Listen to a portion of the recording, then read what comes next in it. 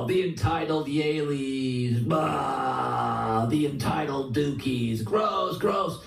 Something has happened in America, and I don't know when it happened, and I don't know why it happened. But now in this country, we reward stupid and we mock smart. If your kid was offered a Scully to Duke, you turn it down. If your daughter was invited to a camp at Yale her sophomore year in high school, would you turn it down? The media is going to fall into predictable cliches, mocking Yale and Duke. The New York Times is considered the best newspaper in America. Their lowest point was the Duke lacrosse coverage.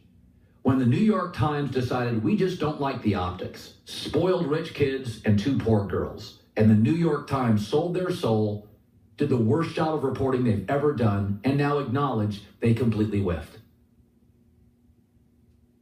Completely whiffed. They didn't like the optics. The optics in this country have changed. It's like, what is wrong with being smart? What is wrong with working hard? Stanford football wins games. That's awesome. Duke basketball and football win. Northwestern wins. Notre Dame wins. I think it's awesome. We're getting into a society now where it's we always take the victim side. Always. Oh my God, it can't be. Can we stop it? It's okay to be successful. It's okay to be a favorite.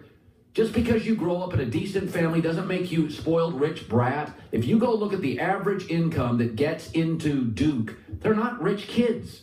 They work really hard. In fact, Duke has a new program where families making less than 40 grand a year can put their kid through Duke and they'll be debt free when they're out.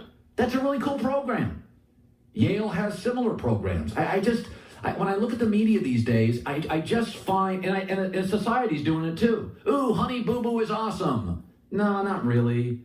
Kardashians are amazing. Not really. Duck Dynasty, I'm all in. I'm not. I'm all out. Can we stop celebrating sometimes, crude and vulgar? I mean, we have a presidential candidate running right now that basically